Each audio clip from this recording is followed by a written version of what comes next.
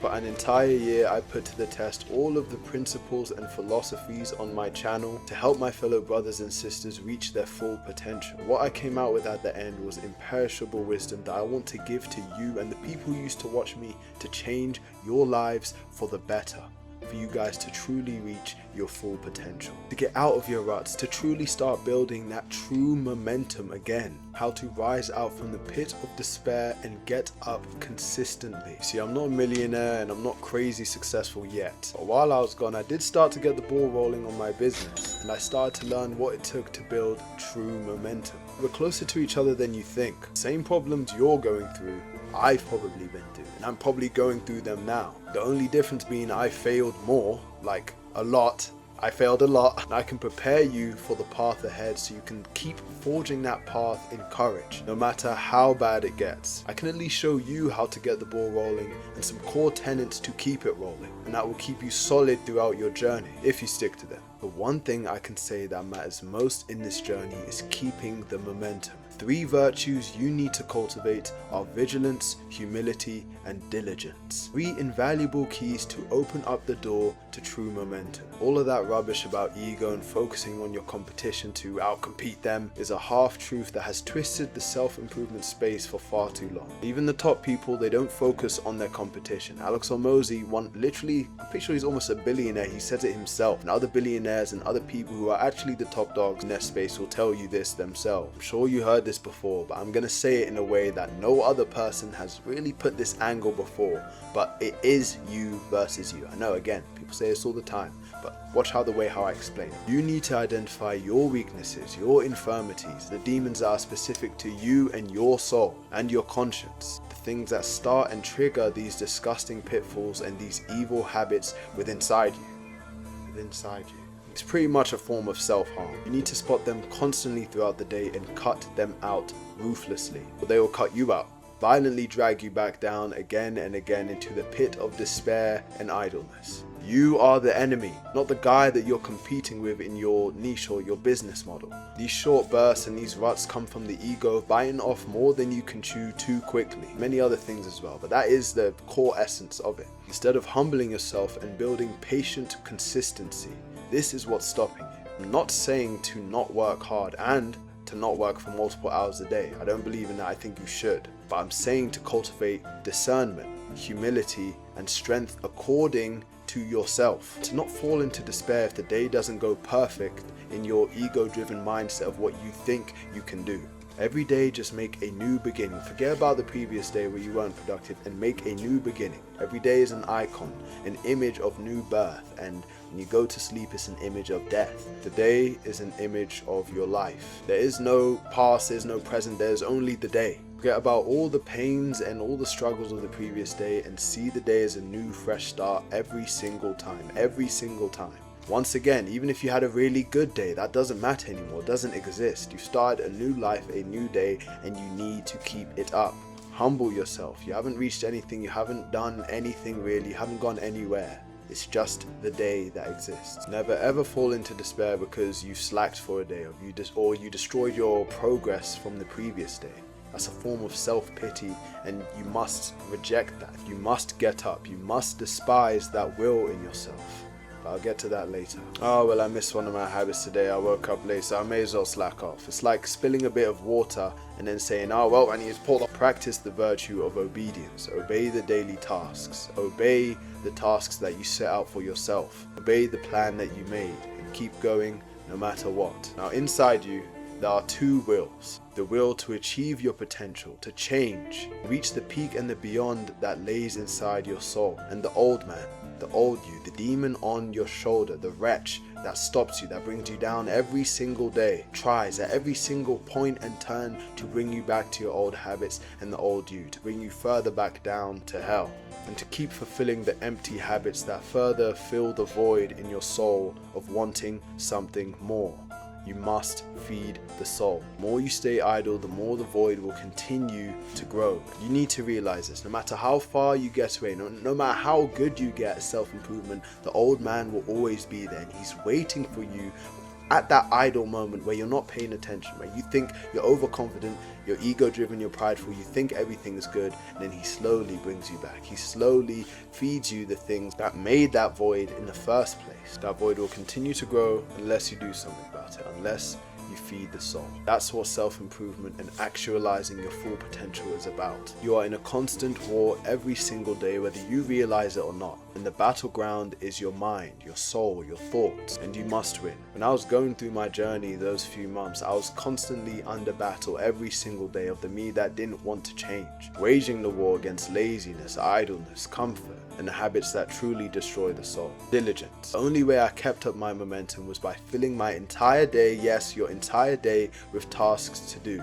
Not having a single moment of idleness, but I'll fully explain what that means later, because it doesn't mean what you think it means. Substantial action and work is the enemy of idleness and laziness, and is one of the foods for the soul. Work is a blessing. It's given to us by God. It gives vitality to the body and freshness of the mind. Idleness is stagnation. Stagnation is regression.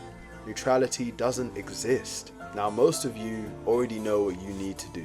You just need to stop overthinking and simplify everything. From there, you literally just go on action autopilot. Ignore your thoughts and just move. Do the action.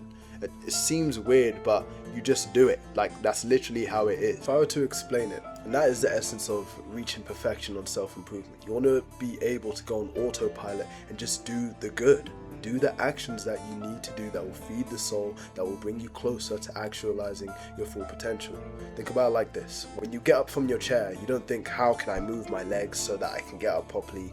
The action, the autopilot moves first, and then the thoughts and all of that stuff comes later. In fact, there's no thoughts. You just go and you do it. And that's how you want to be in self-improvement. That's what you want to work towards. You want to wake up and say, okay, it's time to do this. And then you, instead of having friction in your mind, you want to ignore those thoughts, ignore the will of the old man, and just try to move first and think later. If that makes sense. Ignore the thoughts. Think about them as airplanes just flying over. Don't let them land. Do not let them land.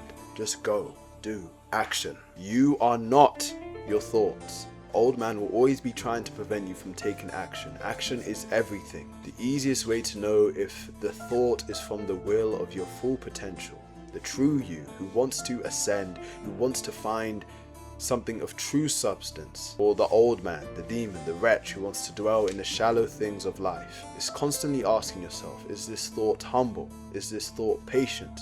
Is this thought diligent? And is this thought obedient to my daily tasks, my daily habits? If not, you already know that thought is not from you, the will that you want to follow. You need to focus on the present and dial in on your actions, your work. And I promise you, you've probably experienced this. Maybe when you clicked on this video, when you decided to watch until this point, you experienced this. But as soon as you try to push the thoughts away, immediately a huge wave of excuses comes. Ignore the thought, dwell in the present, and focus on your work, the action. Presentness. So we got around 2 keys so far: the virtue of diligence and the virtue of vigilance. Now you see, most people in self-improvement, they're not actually brave, but they lose hope so easily when things don't go their way perfectly. It only takes a day or two to completely throw them off and lose confidence in themselves and in the business model they're doing and in whatever they're doing. I fell into this constantly. True courage is never losing hope in the face of despair. That's what true bravery and courage is. Anyone can talk tough when they're 50 points up. Even if you fall 77 times a day, you mess up 77 times, 100 times, however many times. If you get back up again and you still even half do your work, that is a win. That's a win for that day, because you didn't fall into despair and you kept the mindset of keep on going. Keep the wheels spinning. Keep the car running. Everyone talks tough when they're up, but will you falter when you are truly tested? Every day on self-improvement, you will be tested on what sort of man you really are. It will reveal it in your actions, the fruits that you produce from your labors. You masturbate multiple times a day, goon multiple times a day. You pick yourself up and you get up. And the end of the day comes and you've scrolled all day in idleness and you've done no tasks. You pick yourself up. You get up. You never lose hope and you do something.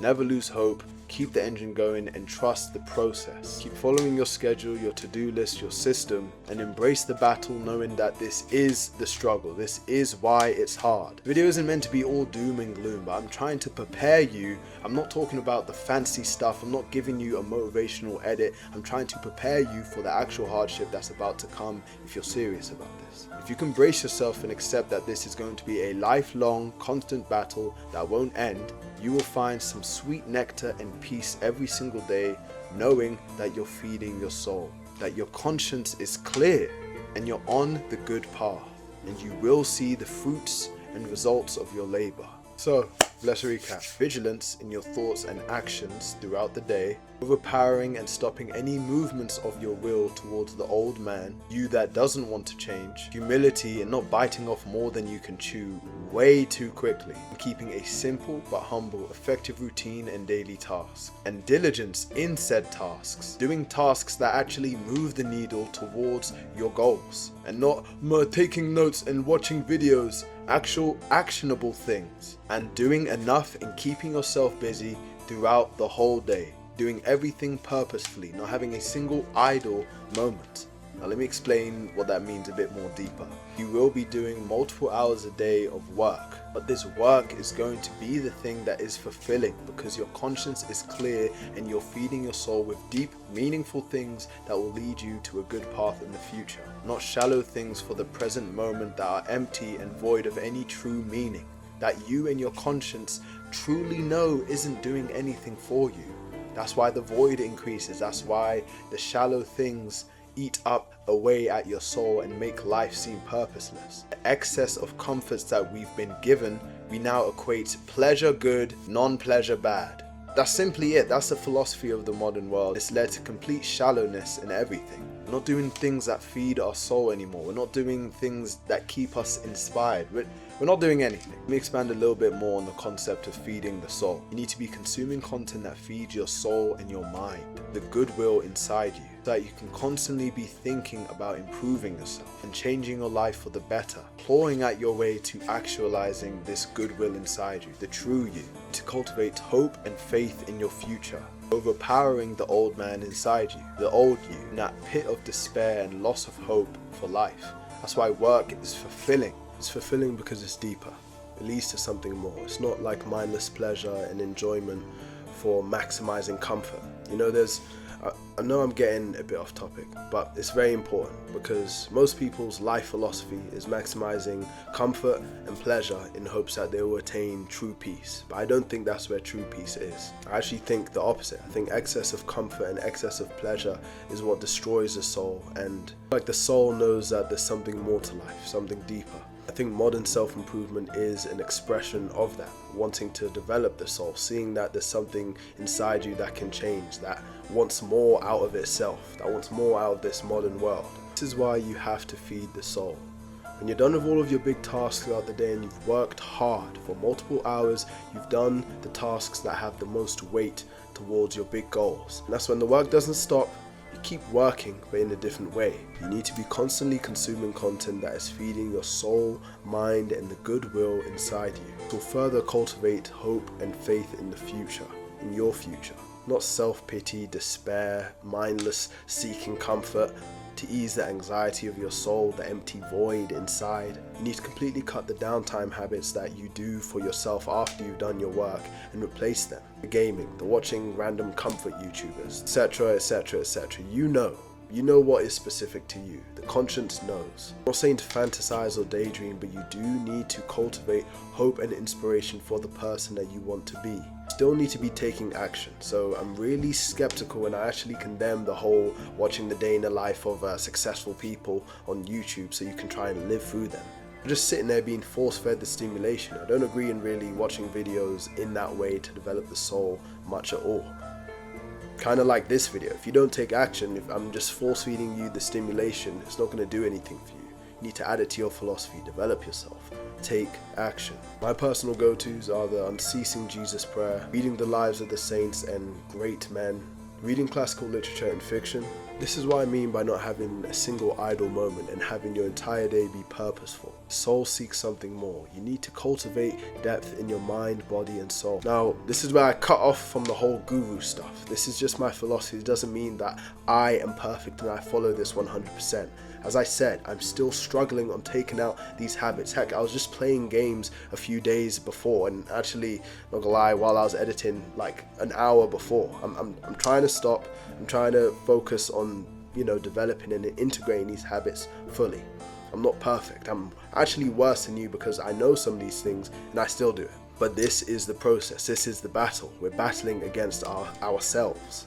Now, most of this wisdom did not come from me and my experiences alone, but from Jesus Christ, his teachings and wisdom that he passed down to us through his church. And this whole main topic of the video about building momentum, about developing your soul, I think you can only truly find true peace and develop your full soul with Jesus Christ. And I think you can only find this fullness of him in his true church, within orthodoxy. I don't think you'll find true peace nor be fully satisfied with life without him. Join my community if you seek virtue and true development. There's no upsell or funnel. I just want to help.